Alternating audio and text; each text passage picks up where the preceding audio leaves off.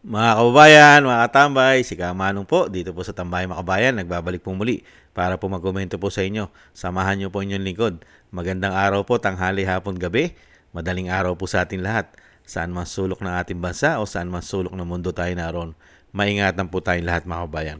Ito po mga tambay, komentuhan po natin. Ito po napag-uusapan na po ito sa social media at sa mga balita po sa mainstream media.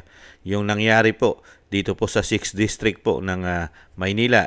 Dito po kay Joey Chu Uy, yung kalaban po ni Congressman Abante, mga tambay, sa pagiging congressman ng 6th District ng Maynila.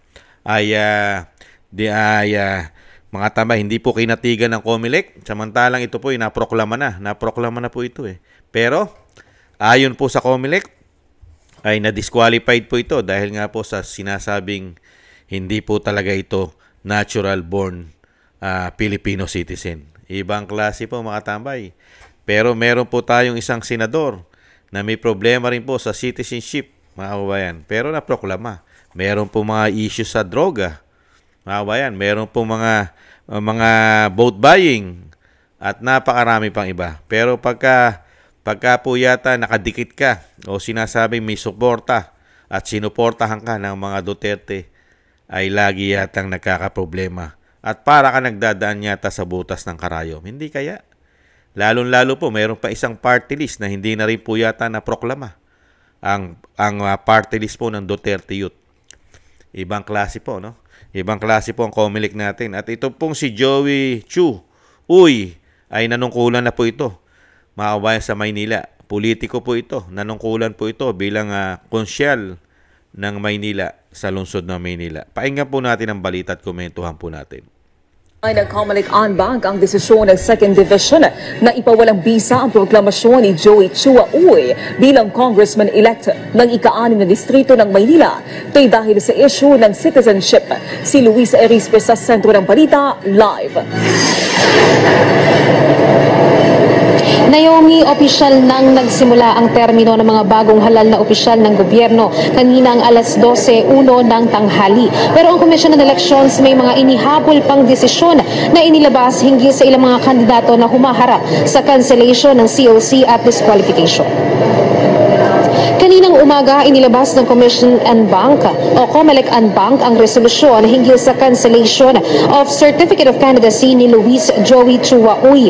Si Uy ang nanalong kongresista sa ika-6 na distrito ng Maynila nitong 2025 elections. At ang kalaban niya ay si Bienvenido Benny Abante Jr., ang dati ng representative sa distrito. Batay sa desisyon ng COMELEC Anbang, ipinapawalang bisa ang proklamasyon kay Uy at kinatigan ang desisyon noon ng 2nd Division na ang maiproklama ay ang ikalawang may pinakamataas na boto o ang kalaban niya na si Benny Abante. Ang dahilan naman umano ay dahil lumalabas na hindi natural born citizen si Uy dahil foreigner ang kanyang ama. Pag hindi ka natural born Filipino, kahit naturalized Filipino, ay hindi pwede maging kongresista. Ang sabi ng Commission Division at sabi ng Commission Anbang, siya ay hindi natural born Filipino citizen. Tanong dito, Naomi, sino na nga ba ang talagang dapat umupo bilang kinatawan ng ika-6 na distrito? Si Abante nga ba na ipinapaproklama ng COMELEC o si Uy na naiproklama na? Pinal na nga ba ang desisyon ng COMELEC Anbang at ito na nga ba ang susundin? Hindi naman ito diretsang sinagot ni COMELEC Chairman George Erwin Garcia, pero para sa kanya, sa Kamara at Korte Suprema na ang magre-resolba nito kung sino nga ba ang dapat umupo sa pwesto. Ang importante lang at least bago matapos ang 30 ng Hunyo na desisyonan ng COMELEC yung bagay na yan, and therefore kung paano ito maipapatupad o hindi maipapatupad ay tingnan natin yung susunod na mangyayari dyan. Ang desisyon bago ang June 30, 12:01 ng tanghali. Base sa rules ng COMELEC, may 5 araw pa bago ito maisapinal at maglabas ng Certificate of Finality ang poll body. Kaya naman kung batas naman ang pagbabasihan kung sino ang uupo, ang sabi lang ng COMELEC kung sino ang naiproklama na, nakapag-oath na at uupo sa posisyon, siya ang lalabas na kongresista. Basta sinasabi ng Reyes versus Comelec, so long as merong proclamation, merong oath, at may assumption to office ng alas 12:01 ng tanghali, ang isang tao na kandidato for Congress ay makakaupo bilang kongresista. Samantala, hinggil naman sa isyu ng pag-upo ni dating Pangulong Rodrigo Duterte bilang mayor ng Davao City, kahit wala siya sa Pilipinas at hindi siya nakapag-oath o nakapanumpa, sabi ng COMELEC para sa kanila tapos na ang jurisdiction nila dito dahil naiproklama na si Duterte. Nasa DILG o Department of Interior and Local Government na umano ang bola kung sino ang hahalili sa pwesto ni Duterte habang hindi pa siya opisyal na nakakaupo. Ang jurisdiction po ay wala na sa amin. Basta po walang kaso sa amin, wala nakapending, wala kami naging desisyon. At naproklama kaagad na ang jurisdiction ay malilipat. Yan po mga tambay. Bigyan nyo si dating Pangulong Duterte. Alam naman po natin hindi makakagampan ng kanyang tungkulin bilang mayor. Dahil ipinatapon na nga po yan sa The Hague, sa Netherlands. Katarantaduhan na lang po yan yung mga binabalita na proklama. Kahit naman po hindi iproklama o iproklama, hindi pa rin po pwedeng manungkulan. Paano manunungkulan? Ipinatapon nga. Hindi po ba kagaguhan yun, mga kababayan? Ano pa silbi ng proklamasyon ng dating Pangulong Duterte kung ayaw mo pabalikin sa Pilipinas? Sige nga, katarantaduhan yun, di po ba?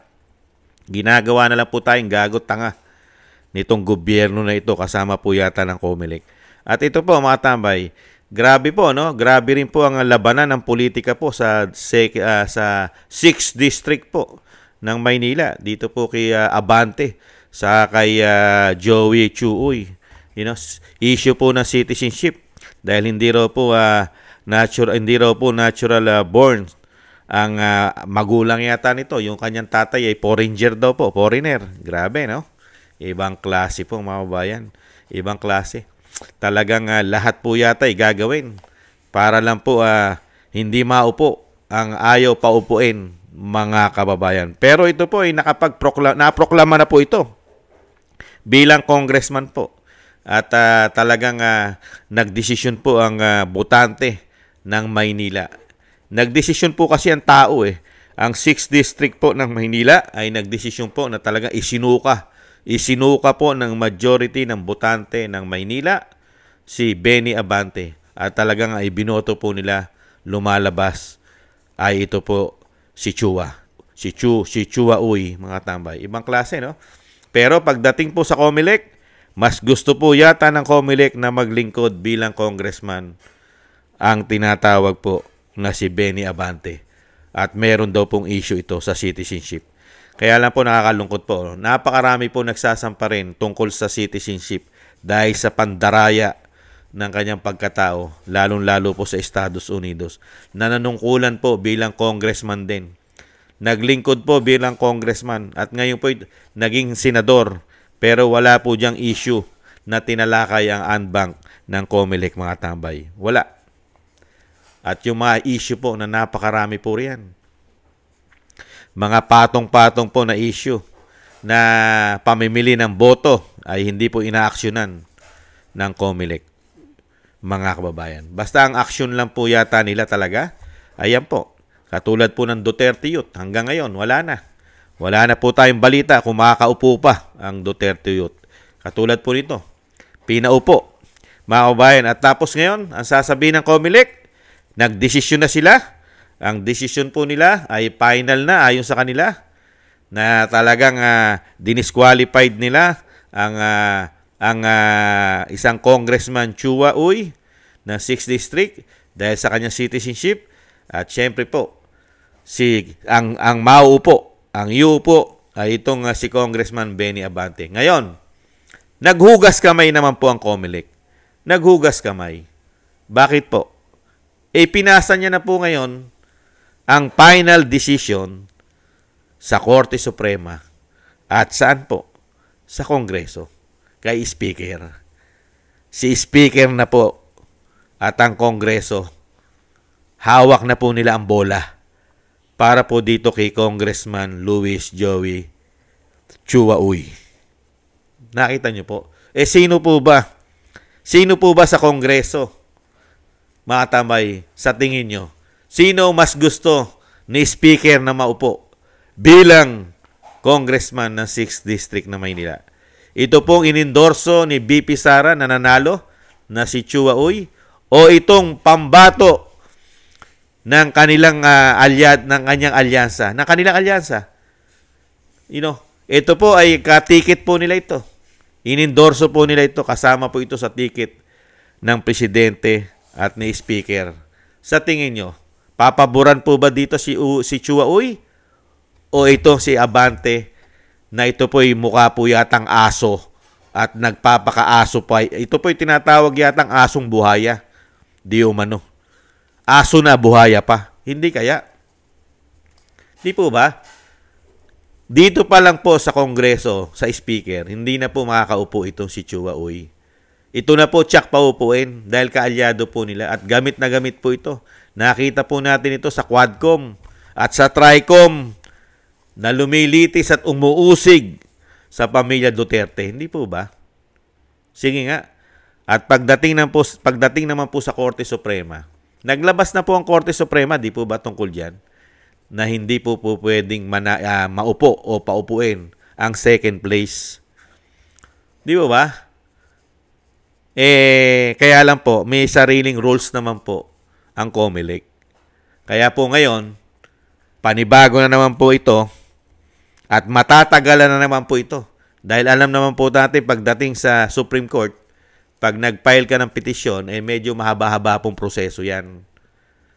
Lalong-lalo po kung hindi ka kakatigan pa. At dito po, sigurado na po tayo, nakakatigan po ng Kamara, ng House of Representatives, na ang pauupuin po nila dyan, di umano, ay isang Abante. Hindi po ba? Dahil kaalyado nila. Hindi po ba? Kaya po, ito po si Congressman Luis Joey Chuy, mga kababayan, ay dadaan po ito sa butas ng karayom. Mga kababayan, lalo-lalo po sa proseso at desisyon na kailangan ay pumabor sa kanya. Hindi po ba? Dahil unang-una, mahihirapan na siya sa Kongreso dahil nahandyan ang tinatawag na tambaluslos ng Vice President. At pangalawa, baka mahirapan na rin siya sa Korte Suprema. Hindi po ba? Katulad po na nangyayari sa Duterte Youth. Nahirap, parang nagdadaan sa butas ng karayom na makuha po ang sinasabing kanilang seat o upuan para maging congressman o representative. Hindi po ba? Grabe po. Grabe po ang pamumulitika. Ibang klase po. Magmula po nung pumasok sila sa gobyerno, mga kabayan, parang sila na po talaga ang makapangyarihan. Pati boto ng bayan, boto ng taong bayan ay kinontrol na po nila. Ibang klase po, lalong-lalo po sa ginawa nila sa Duterte Youth. Hindi po ba? At dito po sa isang congressman na pinanalo po at nanalo at hihalal ng taong bayan, pero walang saysay po ang boto ni Juan de la Cruz. Mas may saysay, mas makatarungan at may saysay ang boto ng Anbank ng COMELEC. Mas sila po. Ibang klase po. Kaya po, ibang klase po mga tambay, pag hindi ka yata kaalyado at nakikita nila magkakaproblema ka at makikita pala nila na magkakaproblema sila dahil ito po yung mga boto po ito. Katulad po ng Duterte Youth at ito po si Congressman Luis Joey Chua Uy ay sigurado pong hindi boboto ito bilang speaker.